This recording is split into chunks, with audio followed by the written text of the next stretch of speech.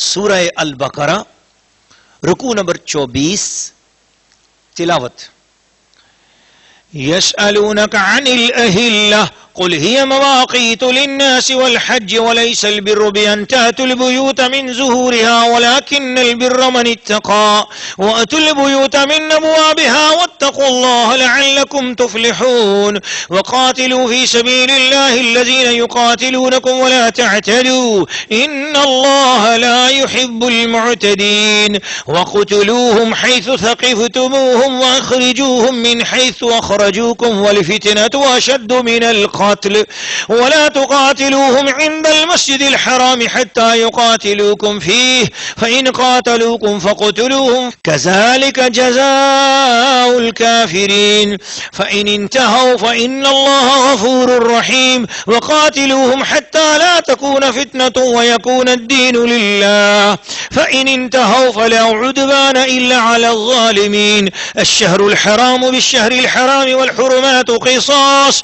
فمن اعتدى عليكم فاعتدوا عليه بمثل ما اعتدى عليكم واتقوا الله واعلموا أن الله مع المتقين وأنفقوا في سبيل الله ولا تلقوا بأيديكم إلى التهلكة واحسنوا إن الله يحب المحسنين وأتموا الحج والعمرة لله فإن أحسرتم فما استيسر من الهدي ولا تحلقوا رؤوسكم حتى يبلغ الهدي محله فمن كان منكم مريضا أو به أذى من رأسه ففدية من صيام أو صدقة أو نسك فإذا أمنتم فمن تمتع بالعمرة إلى الحج فما استيسر من الهدي فمن لم يجد فصيام 3 أيام في الحج و7 إذا رجعتم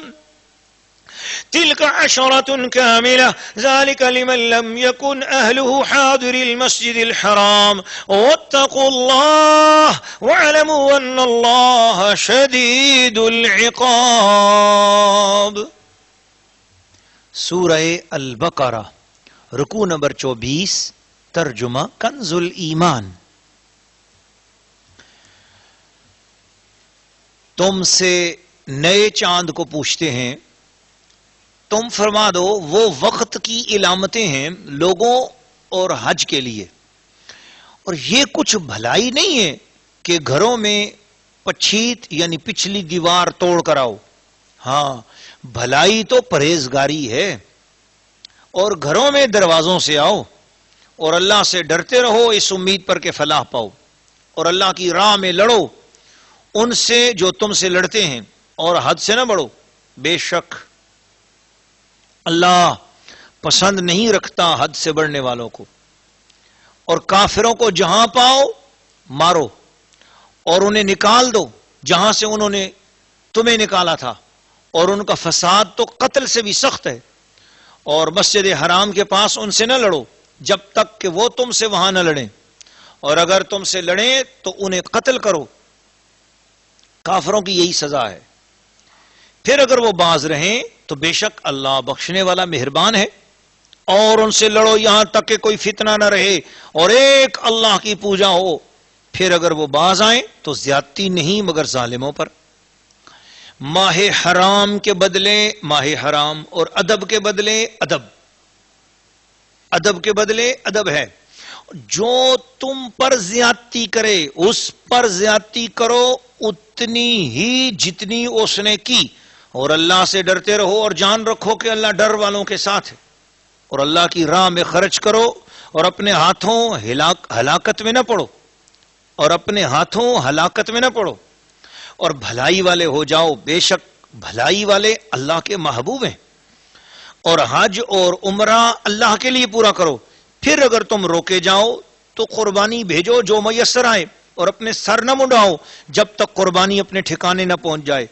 پھر جو تم میں بیمار ہو یا اس کے سر میں کچھ تکلیف ہے تو بدلہ دے روزے یا خیرات یا قربانی. پھر جب تم اطمینان سے ہو تو جو حج سے عمرہ میں لانے کا فائدہ اٹھائے اس پر قربانی ہے جیسی میسر آئے. پھر جسے مقدور نہ ہو تو 3 روزے حج کے دنوں میں رکھے اور 7 جب اپنے گھر پلٹ کر جاؤ. یہ پورے 10 ہوئے. یہ حکم اس کے لیے ہے جو مکہ کا رہنے والا نہ ہو. اور اللہ سے ڈرتے رہو اور جان رکھو کہ اللہ کا عذاب سخت ہے. سورہ البقرہ رکوع نمبر 24، خلاصہ منقول تفسیرات قرآن۔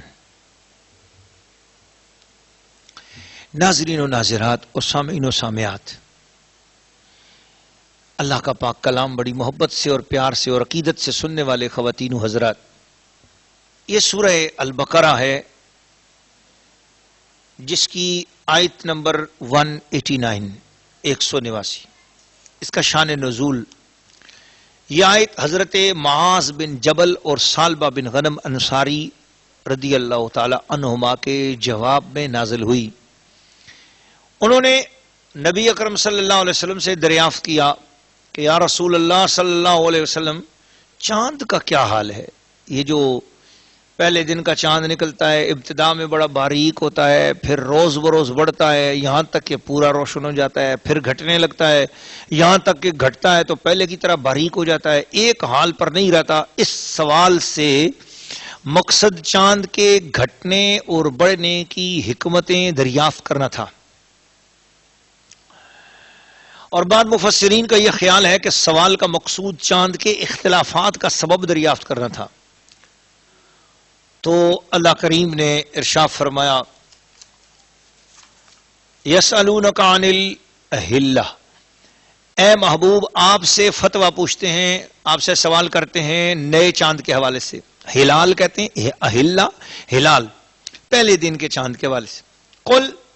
محبوب چاند کی جو بھی معاملات ہیں ان کے حوالے سے بتا دو، ہیا، یہ جو چاند کا نکلنا ہے، نیا چاند ہونا ہے، یا چاند کی جتنے بھی گھٹنے بڑھنے کی علامتیں ہیں، مواقیت للناس، یہ لوگوں کے لیے وقت بتانے کا ایک طریقہ ہے، والحج، اور حج کے مہینے کی خاطر، کہ حج کا مہینہ کب آئے گا، حج کی خاطر اللہ پاک نے چاند کو بنا دیا کہ یہ چاند ایک ایسی آسمان کے اوپر ہر وقت ٹائم بتانے والی گھڑی ہے کہ اس کی وجہ سے تمہیں مہینے، دن، ہفتے، سال معلوم ہوں گے اور تم حج کے مہینے کی تیاری کر لو گے۔ وَلَيْسَ الْبِرُّ بِأَن تَأْتُوا الْبُيُوتَ مِن ظُهُورِهَا، اسی آیت میں فرما دیا ایک دوسرا مسئلہ کہ لوگ جو ہے نا وہ حج کرنے کے لیے جاتے تھے تو یا تو جاتے ہوئے اس طرح کرتے تھے کہ دروازے سے چلے جاتے اور واپس آتے تھے تو گھر کی پچھلی دیوار توڑ کے آتے تھے، تو یہ سمجھتے تھے کہ شاید یہ جو ہے نا اس طریقے سے آنا ایک بڑی کوئی برکت کی بات ہے، یا ایسے کرتے تھے کہ جاتے ہوئے گھر کی پچھلی دیوار توڑ کر جاتے تھے اور واپسی پر مین گیٹ سے یا مین دروازے سے داخل ہوتے۔ فرمایا کہ لیس البر، یہ کوئی نیکی کی بات نہیں ہے، بأن تأتوا البیوت من ظہورہا، تم گھروں کی پچھلی دیواریں توڑ کے آتے ہو، ولکن البر من اتقی، نیکی یہ ہے کہ تم بری بات سے بچ جاؤ، اپنے آپ کو بچا لو اور شریعت کے مطابق اپنے آپ کو رکھو، سنت رسول پہ عمل کرو، جن چیزوں سے روکا ہے ان سے باز آ جاؤ، جن پر حکم ہے عمل کرنے کا ان چیزوں پر عمل کرو، یہ نیکی ہے۔ وَأْتُوا الْبُيُوتَ مِنْ أَبْوَابِهَا، سیدھا سیدھا دروازے سے آؤ۔ یہ عربوں کی ایک رسم تھی جس کو یہ فرما کر توڑا گیا، تو وہ رسمیں جو دین سے ٹکراتی ہوں اور وہ رسمیں جو نیکی نہ ہو ان کو مٹانا چاہیے، اور وہ رسمیں جو دین اور سنت سے ٹکراتی نہ ہو وہ رسمیں بحال رہیں، جائز ہیں، کوئی مسئلہ نہیں۔ وَاتَّقُوا اللَّهَ، اللہ سے ڈرو، اللہ کا تقوی اختیار کرو، لعلکم تفلحون، تاکہ تمہیں کامیابی نصیب ہو۔ چاند کے گھٹنے بڑھنے کے فوائد بیان کیے گئے اور بتایا کہ وہ وقت کی علامتیں ہیں، آدمیوں کے ہزارہا دینی اور دنیاوی کام چاند سے متعلق ہیں، زراعت، تجارت، لین دین کے معاملات، روزہ، عید کے اوقات، عورتوں کی عدتیں، حیض کے ایام، ایام حمل، دودھ پلانے کی مدتیں، دودھ چھڑانے کے وقت اور حج کے اوقات، یہ سب چاند کی برکت سے معلوم ہوتے ہیں، کیونکہ اول میں جب چاند باریک ہوتا ہے تو دیکھنے والا جان لیتا ہے کہ یہ ابتدائی تاریخیں ہیں، جب چاند پورا روشن ہوتا ہے تو معلوم ہو جاتا ہے یہ مہینے کے درمیانی تاریخیں ہیں، جب چاند چھپ جاتا ہے تو معلوم ہوتا ہے کہ یہ مہینہ ختم پر ہے۔ اسی طرح ان کے مابین ایام میں چاند کی حالتیں دلالت کیا کرتی ہیں، پھر مہینوں سے سال کا حساب ہوتا ہے۔ یہ وہ قدرتی جنتری ہے جو آسمان کے صفحہ پر ہمیشہ کھلی رہتی ہے، اور ہر ملک اور ہر زبان کے لوگ پڑھے بھی اور بے پڑھے بھی سب اس سے اپنا حساب معلوم کر لیتے ہیں۔ ناظرین و ناظرات اور سامعین و سامعات، اس کے بعد یہ وقتلوہم حیث ثقفتموہم آیت آئی وقاتلوا فی سبیل اللہ الذین یقاتلونکم ولا تعتدوا، اور اللہ کی راہ میں لڑو ان سے جو تم سے لڑتے ہیں اور حد سے نہ بڑھو، ان اللہ لا یحب المعتدین، اللہ تعالیٰ پسند نہیں رکھتا حد سے بڑھنے والوں کو۔ وقتلوہم حیث ثقفتموہم، اور کافروں کو جہاں پاؤ مارو۔ اب کوئی بندہ اس آیت کا فقط ترجمہ پڑھے اور یہ کہے جی کہ بتایا گیا دیکھو جی کافروں کو جہاں پاؤ تم مارو، تو اب یہ کیا آیت کریمہ کے حوالے سے وہ بے ادبی کا کچھ اپنے ذہن میں سوچے گا، اور یا یہ کہے کہ جی اس سے کوئی بندہ اٹھ کر فنڈامنٹل بننا چاہے اور یا کوئی دہشت گرد اور ایکسٹریمسٹ بننا چاہے؟ نہیں، دراصل یہاں معاملہ مکہ کے کافروں کے حوالے سے ہے، جن کافروں نے رسول پاک صلی اللہ علیہ وسلم کو خانہ کعبہ میں آنے سے روکا تھا۔ اس کا تعلق اس واقعے کے ساتھ ہے، ایک خاص واقعے کے ساتھ، صلح حدیبیہ کا جو واقعہ ہے اس کے ساتھ یہ تعلق ہے اس کا،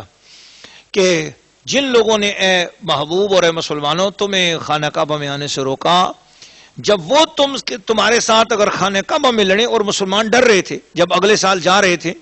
تو مسلمانوں کے دل میں یہ تھا کہ ایک سال پچھلے سال انہوں نے ہمیں عمرہ نہیں کرنے دیا، ہمیں حج نہیں کرنے دیا، اب اس سال ہم جا رہے ہیں، اگر وہاں پر وہ لڑائی کریں تو پھر کیا کریں؟ تو اس کے موقع پر یہ آیت اتری۔ یہ اس خاص صلح حدیبیہ کے ساتھ معاملہ ہے کہ وقاتلوا فی سبیل اللہ الذین یقاتلونکم ولا تعتدوا ان اللہ لا یحب المعتدین، تم سے اگر وہ لڑیں تو تب تم لڑو، نہ لڑیں تو تم بھی حد سے مت بڑھنا۔ وقتلوہم حیث ثقفتموہم، اگر وہ تمہارے ساتھ لڑ پڑیں تو پھر جہاں تم ان کو پاؤ ان کو مارو۔ مطلب کیا؟ خانہ کعبے کے اندر ہوں یا خانہ کعبے کے باہر ہوں، حدود حرم میں ہوں یا حدود حرم سے باہر ہوں، ان سے لڑو، ان کو مارو۔ اخرجوہم واخرجوہم من حیث اخرجوکم، جس طرح انہوں نے تمہیں نکالا تم بھی ان کو نکالو۔ والفتنۃ اشد من القتل، فتنہ تو قتل سے بھی زیادہ سخت ہے۔ ولا تقاتلوہم عند المسجد الحرام حتی یقاتلوکم فی، اگر وہ خانہ کعبہ کے پاس تم سے لڑیں تو پھر تم بھی ان کے ساتھ لڑو، اگر وہ نہ لڑیں تو تم بھی نہ لڑو۔ فین قاتلوکم فقتلوہم، اگر تم سے وہ لڑیں تو پھر ان سے لڑو۔ کذالک جزاء الکافرین، اسی طرح یہ کافروں کی جزا ہے۔ تو اس کا تعلق صلح حدیبیہ والے واقعے سے۔ اب کوئی اس آیت کو پڑھ کر بغیر تفسیر جانے قرآن میں لکھا ہوا جہاں بھی کافر پائے ان کو مارو، نہیں، اس طرح نہیں کرنا چاہیے، بلکہ قرآن کو سمجھ کر پڑھنا چاہیے۔ اسی لیے اللہ پاک نے فرمایا لم یخروا علیہا صما وعمیانا، قرآن پڑھنے والے جو قرآن کو سمجھنے والے ہیں وہ قرآن کے اوپر ایسے اندھے اور بہرے ہو کر گر نہیں جاتے، بلکہ اس کو پورا سمجھتے ہیں اور غور کرتے ہیں اس پر، اور فکر کرتے ہیں اور تدبر کرتے ہیں کہ کون سی آیت کا کیا معنی ہے اور کس آیت سے کیا مراد ہے۔ اور اس کے بعد یہ بھی کہا کہ اللہ کے راستے میں خرچ کرو اور اپنے ہاتھوں کو ہلاکت میں نہ ڈالو، بھلائی والے ہو جاؤ۔ حج اور عمرے کا بیان کیا اور بتایا کہ جب تم نیت کر لو حج یا عمرے کی تو اسے صحیح اور درست اصولوں کے مطابق شریعت کی رہنمائی میں ادا کرو۔ یہ تفصیلات اللہ کریم نے اس رکوع میں ارشاد فرمائی ہیں۔ اور حج کیا ہے، حج کے حوالے سے اب اگلے رکوع میں اس کے حوالے سے